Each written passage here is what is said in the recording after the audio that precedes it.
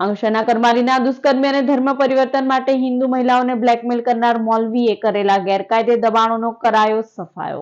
અંકલેશ્વર તાલુકાના કરમાલી ગામમાં મૌલવી દ્વારા હિન્દુ મહિલા સાથે દુષ્કર્મ આચરવાનો ચકચારી મામલો સામે આવ્યો હતો। આ અંગે પાનોલી પોલીસ મથકે ફરિયાદ નોંધાતા પોલીસે મૌલવી અઝવદ બેતામની ધરપકડ કરી તેની વિરુદ્ધ કાયદેસરની કાર્યવાહી હાથ ધરી હતી।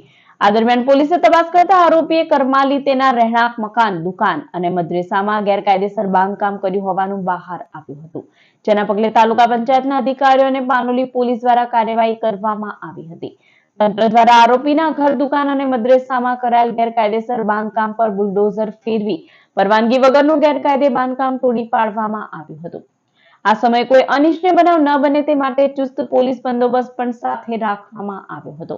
આરોપી દ્વારા મહિલાને સુગંધી પાણી પીવડાવી તેના ઉપર દુષ્કર્મ આચરવામાં આવ્યું હતું।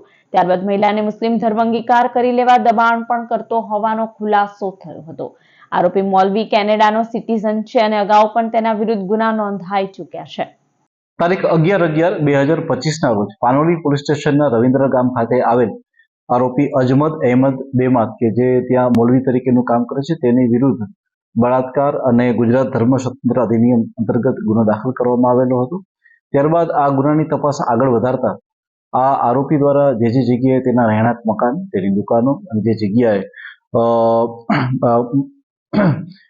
મદની દારૂદ તરબીયત મદ્રેસા આવેલા છે તેની તપાસ જે છે એ ગ્રામ પંચાયત અને તાલુકાના કક્ષાના અધિકારી દ્વારા કરવામાં આવી અને ત્યારબાદ તેમને જે અંતર્ગત નોટિસ પણ આપવામાં આવી અને ત્યારબાદ આજરોજ તેના તમામ આ વસ્તુઓને જે છે એ જે ગેરકાયદેસર દબાણ હતા એ તમામ ગેરકાયદેસર દબાણોને જે એક્ઝિક્યુટિવ મેજિસ્ટ્રેટની હાજરીમાં જે છે એ તોડી પાડવામાં આવેલા છે।